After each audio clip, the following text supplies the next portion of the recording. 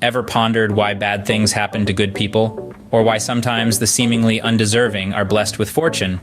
The answer, my dear listeners, might just lie in a simple yet profound concept: karma.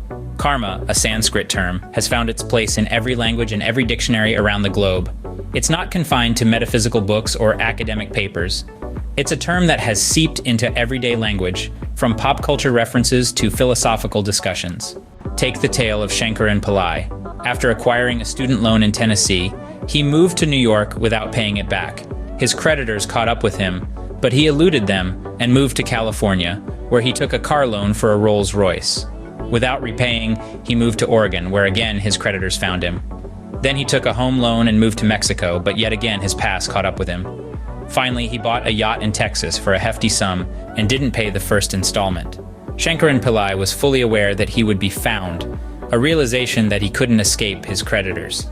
This, my dear listeners, is karma. The inescapable foundation of our lives, the mechanism that ensures we can't dodge the consequences of our actions, the cycle that, regardless of where we go, grimly and inexorably follows us. The reason for karma's universal acceptance and endurance over centuries might be this: it's the only concept that addresses human bewilderment in the face of suffering. It's the only logic that makes sense of the seemingly arbitrary world we live in. Karma answers the age-old questions. Why do terrible things happen to good people? Why does fortune often favor the cruel or the morally compromised? Why do life circumstances seem so random? Why does it feel sometimes as if the universe is a hostile, lawless, ungoverned place?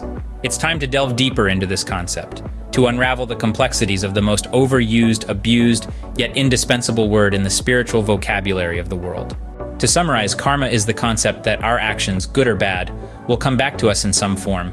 It's the universal law of cause and effect that reverberates through our life stories, much like Shankaran Pillai's.